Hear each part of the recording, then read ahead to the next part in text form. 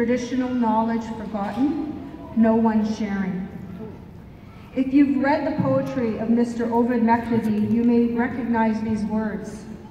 They draw you in and reveal his commitment to preserving the cultures and beliefs of Indigenous peoples despite the forces of colonization. Mr. Mercredi grew up in the trap lines of Grand Rapids, the eldest son of 10 children.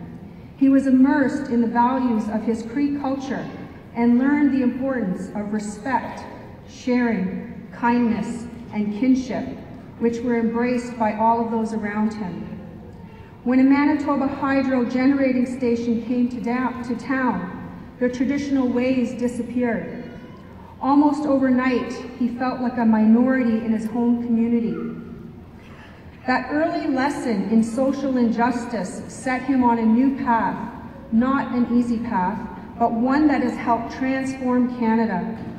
He has become a highly respected lawyer, a skilled negotiator, a wise teacher, and above all else, a tireless advocate for Indigenous peoples.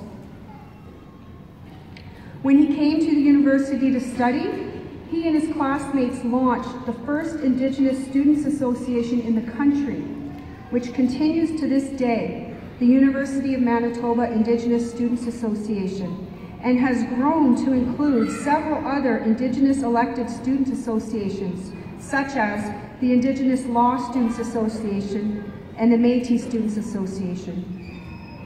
As president of the student union, Mr. Mercredi lobbied for a Native Studies department and the first powwow on campus. Next year will mark the 30th anniversary of the powwow at the University of Manitoba.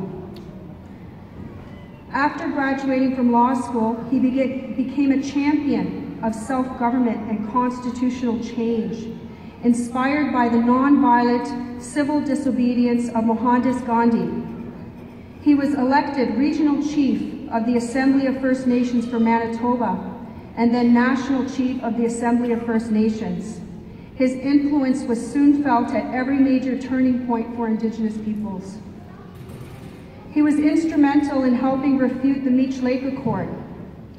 During the Oka crisis, he was a mediator for peace. And when constitutional changes were proposed in Charlottetown, he ensured Indigenous rights were included in the draft accord. His passion for social justice has earned him many honors, including the Order of Manitoba and a nomination for the Government of India for the Gandhi Peace Prize.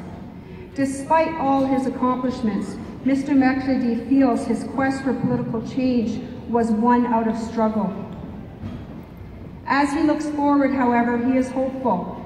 He sees the Indigenous youth of today moving towards action and solution, an example of which is here at his alma mater. In 1970, when Mr. Mercredi first set foot on campus, there were approximately 30 Indigenous students. Today, there are more than 2,000. We are grateful to Mr. Mercredi for his courageous leadership, for his commitment to education, for charting a course of excellence by sharing his gifts, and for inspiring us on a continued path of reconciliation. Mr. Chancellor, it is an honor for me to ask on behalf of the Senate of the University of Manitoba that you confer on Mr. Taylor-Mercredi the degree of Doctor of Laws, honoris causa.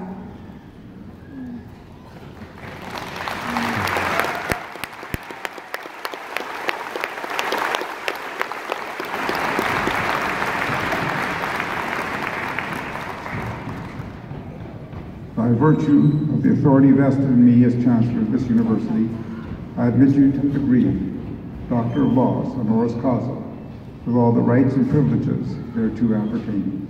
Congratulations, Dr. Mercredi.